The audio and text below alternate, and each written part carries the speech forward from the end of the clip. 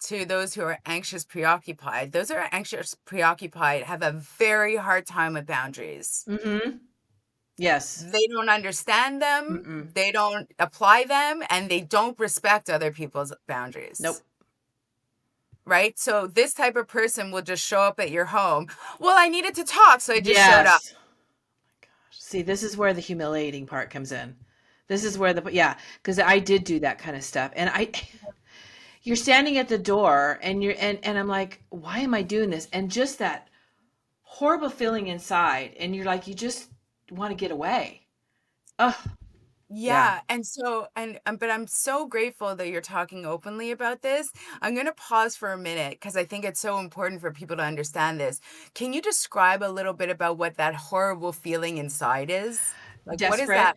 Desperate, desperate, desperate, desperate. What, and my thought is, what can I do to convince him that I'm the one or that he wants to be with me? Because it just that feeling of being alone and just thinking, I, I got the, because the guy would usually start to like me and then pull away, right? And then it's like, which just made me draw more to him. And Yeah. just how can I convince him? How can I convince him? Really, I'm a great person, really, just that desperate, desperate. How can I convince him? How can I change his mind? And just, you're right, the boundaries aren't even there. And the look on their face as they're standing there going, what are you doing?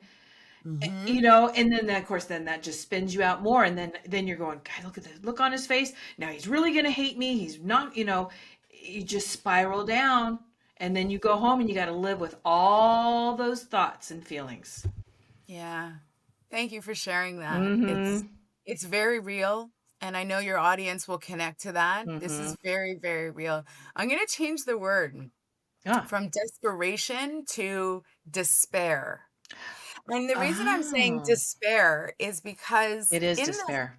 yeah, in when you're in that heightened state, uh the idea that you're losing someone who Mm-hmm. you have deemed to be important to you, it is so threatening to you in the moment Yep. that you will do anything to Yep. end that level of pain associated to that loss. Perfectly said. Yes.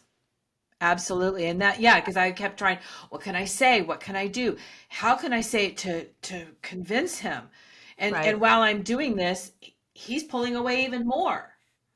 Right. And so, okay, so if you're standing in front of an avoidant, because I don't know who you were speaking to in in this scenario that you're describing, but Yeah. if you're standing in front of an avoidant, that will absolutely categorically make them run for the hills. Yeah. And I get it. I get it. Because now I'm not an avoidant now, but I understand. Now I understand why that would be scary. But at the moment, it was that you said anxious, preoccupied.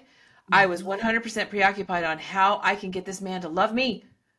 How can Mhm. I get him to like me and then love me? Yeah.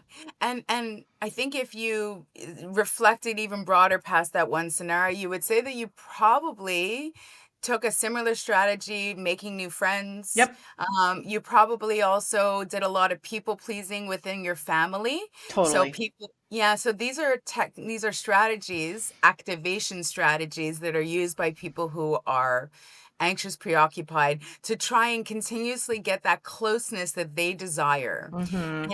And all of this goes back to trying to regulate their nervous system Yep.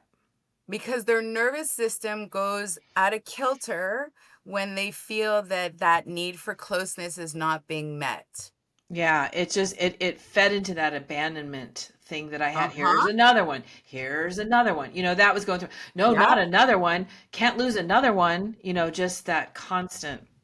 And then we do this crazy thing as humans, we create stories, right? And this one is a self-fulfilling prophecy, right? Because at the end of the day, you're like, I knew I wasn't good enough. I knew, every guy runs away from me or whatever it is that you're telling yourself as a story. Yes. Right. But it's because these behaviors for an avoidant are way too difficult for them to manage. Mm-hmm. Mm-hmm. Yeah. They don't manage those emotions for themselves. They've managed to repress their emotions. Right. And so when someone else presents like emotions that are really heightened, they shut down. Yeah, So they do. so an anxious, preoccupied person is trying to regulate their nervous system by getting that closeness and reassurance and connection, safety.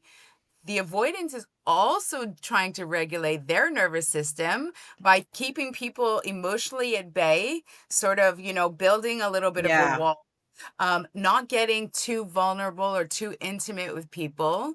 They're very, very slow to make commitments in relationships, Yes, yes. because they're afraid that they're going to lose their freedom, their independence, and this means everything to them.